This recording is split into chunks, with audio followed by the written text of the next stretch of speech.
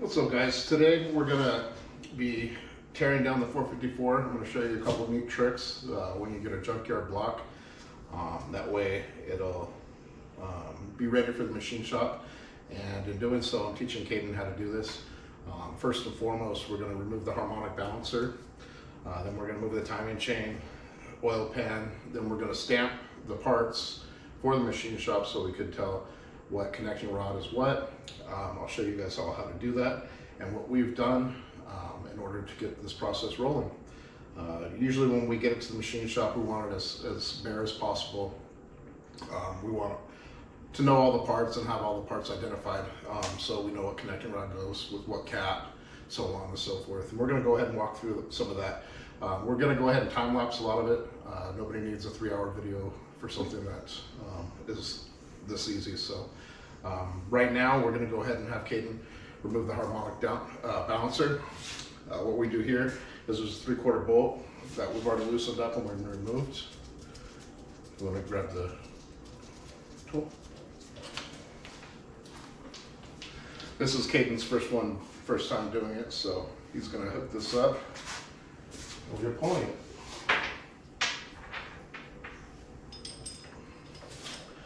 This is a snap-on puller that I have. You could buy these at Harbor Freight, a different brand. But basically what it's going to do is you're going to have 3 bolts that thread into the harmonic balancer. The center point is going to be pressed against the crank, and you're going to twist the outer or the center bolt, and it's just going to pull it off. So you want to make sure all 3 bolts are nice and tight and even.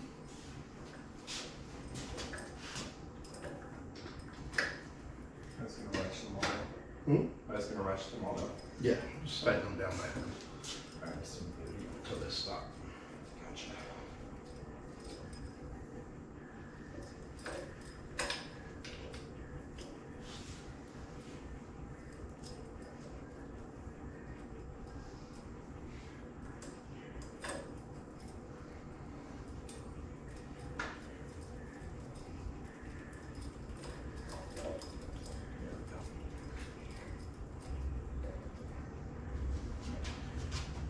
Okay, so now that we have all 3 bolts aligned here and tightened up pretty good, the center bolt is against the crankshaft, and we have a socket right here on the outside. Normally, we do these by hand. That way we don't mess up any threads. So we'll see if it doesn't spin.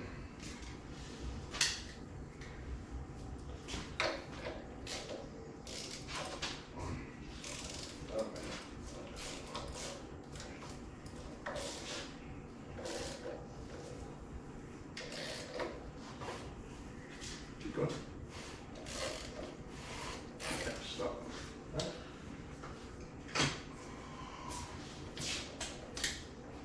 This one doesn't have heads on it, so it's spinning a little bit.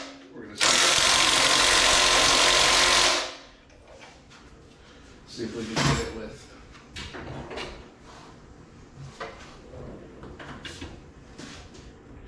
an impact instead. I don't really recommend doing this with the impact, but being that it's spinning and for the sake of time, we'll go ahead and do that.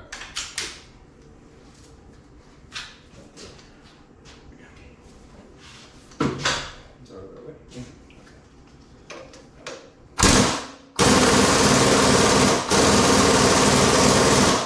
Keep going.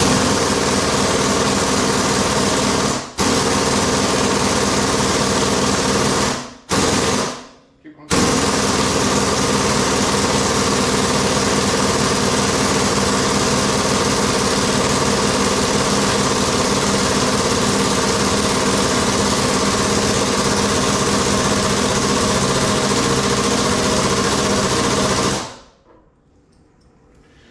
All right, so there's your harmonic balancer.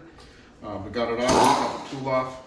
We're gonna go ahead and time lapse. We're gonna get the timing chain cover off and the oil pan off, and then we'll show you how to stamp them, and we'll disassemble the engine.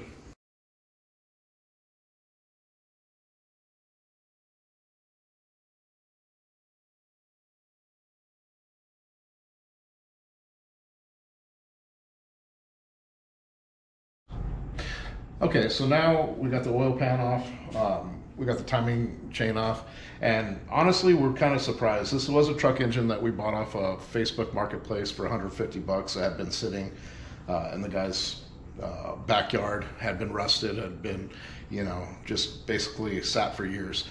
We opened it up and it's a 4-bolt main. So let me show you guys what that means right here as far as a full bolt main. You have 4 rod cap bolts, or I mean crank shaft bolts that hold the crank in. So what we're going to be doing now is, when the engine's right side up, this side here is on the driver's side. So that's 1, 3, 5, and 7 cylinder. The passenger side would be right side up, would be 2, 4, 6, 8. Each cylinder has a piston that goes through it. What we need to do now, so we know which ones are which, we're going to mark each main cap. This is being 1, 2, 3, 4. And I never marked the rear one because it's pretty self-explanatory. It has the oil pump attached to it. And then we're gonna mark each connecting rod on the side right here, what number it goes to. So this one right here is cylinder number 1. So we're gonna stamp it with a stamp set that we bought on the side of it. Right here, 1 and 1. I'm also gonna stamp it on the top just because I like to do that. So you're gonna have a 1 here and a 1 here. That's where we're gonna stamp it. That way we know what rod cap corresponds with each rod. In doing so, before we do that, we're gonna go ahead and take off this timing chain. It's 3 bolts and it pretty much pulls off. We're gonna leave the gear on for now and we'll start disassembling that. But anytime you're taking an engine apart, you wanna make sure that you stamp everything, mark everything, so it's easy to reassemble, you know where everything's at. It also makes it easier if they balance it at the shop, whatever, you know what rods correspond with what caps, so on and so forth. So that's what we're going to be doing here. We'll show you the first one here coming up. Okay, so at this point, we've gotten everything apart. We discussed we're going to be stamping the connecting rods. We're also going to stamp the main caps. I have a tool here that I just slide on here. It's a nut that you can buy specifically for engines. This one's for 454s. Then I have a socket that goes over it. It's a 2-inch socket with a 3/4 inch bar. I know a lot of people aren't going to have this, so you could use a pipe wrench here if you want on a nut. I wouldn't recommend it just straight on the crank. You'll damage the crank, then you'll end up having a bad surface. You don't want that. So anything that you could get on here, like this nut, maybe a regular large side crescent wrench or something like that to turn it would help you. But right now we're going to go ahead and get the camera close. I'm going to show you Caden stamping a couple of these as we go through, and then we'll go ahead and show you the finished product.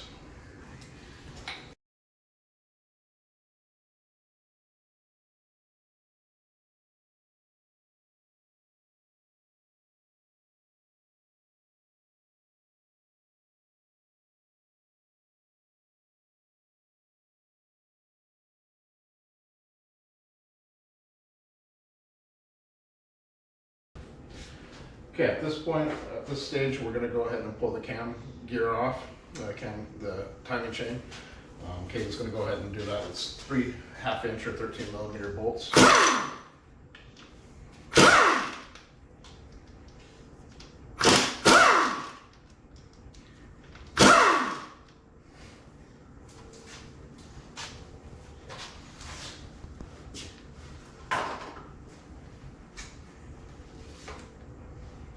Has a little dowel in the camshaft to keep the gear on there, so you kind of got to wiggle it a little bit to remove it.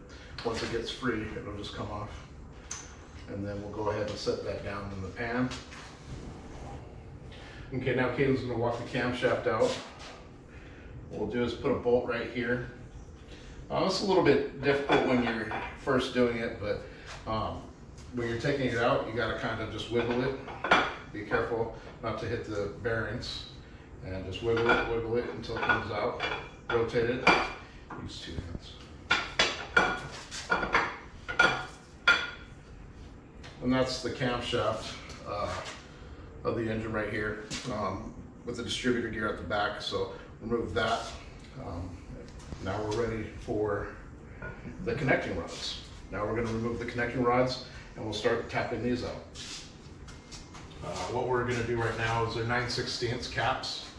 We're just going to loosen the main caps on the first, 1 and 2, and we're going to tap them straight through. What we're going to do though is we're going to be rotating the engine while we do this. That way it's easier to tap on the back side of the piston and avoid hitting the cylinder wall. We don't want to scar the cylinder wall because that's going to be a machined surface, and any kind of gouges means that we'll have to machine it a little bit more. So what we'll do is the ones that we could get are better, what position we could get a better line of sight to tap it out, we're going to do so. I like to use wood on this, so I'm going to find a wood stake real quick and we'll get to it. Okay, so what we just did here is we removed one of the connecting rod caps. This is for number 2. They're 9/16 nuts on their torque to, I believe it's 65 foot-pounds on this engine from the factory. We removed 2 of them. We just tapped it with the rubber mallet to kind of break it apart. And then we pried up on it a little bit with the screwdriver and worked it its way out. What you don't want to do is you don't want to hit this cam or this crank with any kind of screwdriver. You don't want to hit it with any kind of metal object that could harm it. This crank is in really good shape. I don't know if we're going to use it or not, but I don't want to damage it because it is a good crank and somebody else might be able to use it. So once you get that done, you're going to press it out, press the piston down, being careful that the studs of the connecting rod do not come in contact with the crank. You kind of want to watch it as it goes down. Then you'll have the opportunity to press it out the top. Go ahead and catch that piston. I'm actually just using a paint stirrer from Home Depot to tap it out, and it'll come that easy. So this is your number 2 piston. This is the reason that the engine was bad. It dropped a valve and it damaged the piston all the way around here. So this piston's no good. It gives us a perfect opportunity to rebuild it and repurpose the engine for what we need it for. But we're gonna go ahead and put this cap together. I don't think we're gonna use these connecting rods. We're gonna probably get higher performance connecting rods for this build, but if they're good parts, we wanna keep them, and maybe somebody else could repurpose them. Maybe I'll use them for a future build. Right now we're gonna go ahead and rotate the engine and remove the rest of them.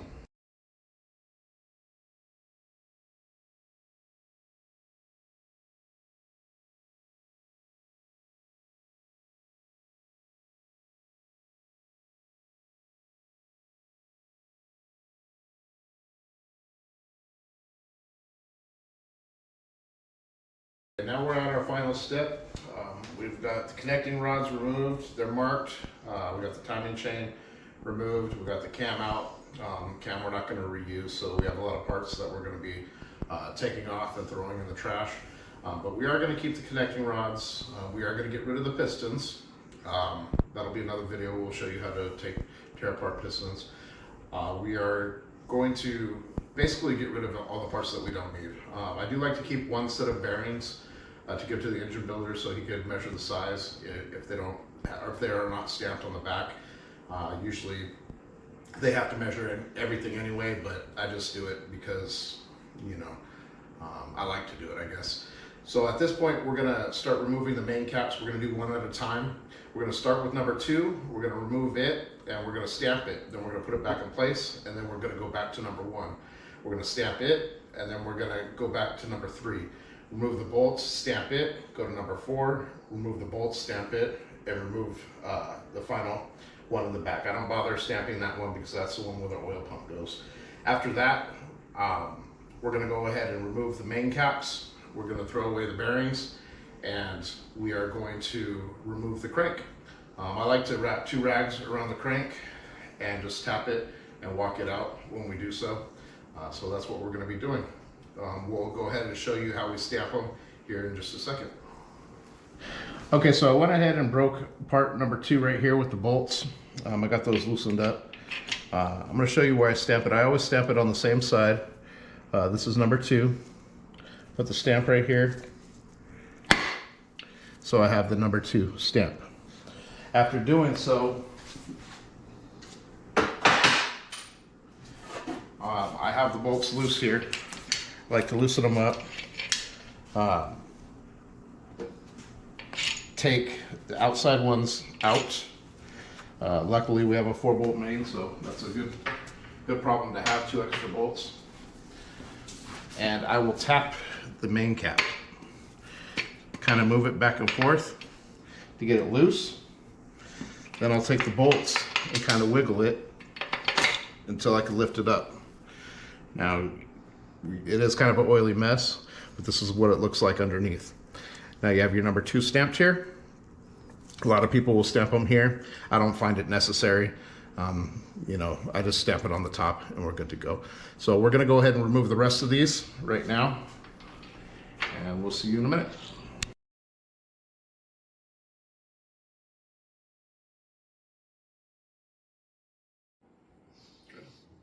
Okay, so after disassembling the whole engine, this is how I like to remove the crank. I'll put just regular rag underneath. I tie it in a knot,